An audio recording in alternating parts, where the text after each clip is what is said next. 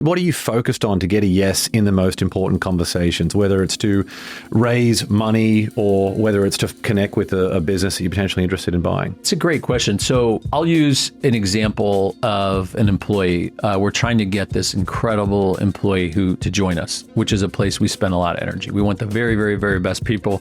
The very, very best people have tons of options, and we want them to join us. So you kind of like, the way I've come around is, you got to go upstream and say, if I was that person, why would I want to work at this firm? And before you even get to that getting to yes part, it's like, have I made this firm a place where that person should want to come to work? If this were my sister or my brother, would I advise them to take this job? Like forget all the smoke and mirrors to your point. Like, for real, would I want them to take that job?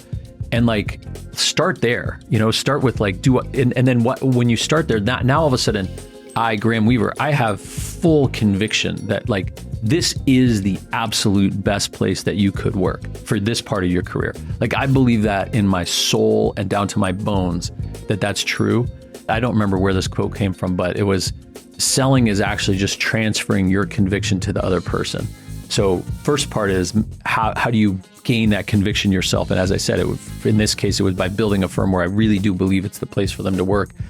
And then it's just transferring that conviction to the other person. When we're selling something really complicated, we build an offense deck and a defense deck. And the offense deck has like our 4 or 5 key points we want to land. And the defense deck has the 4 or 5 key objections that they're going to have.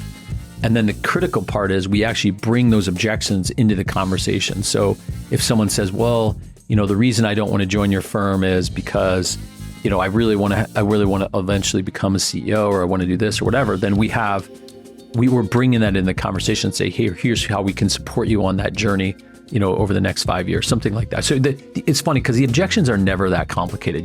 If you take 5 minutes, you're going to know what the objections, you can write them down and you know what they are, and then just kind of bring those into the conversation.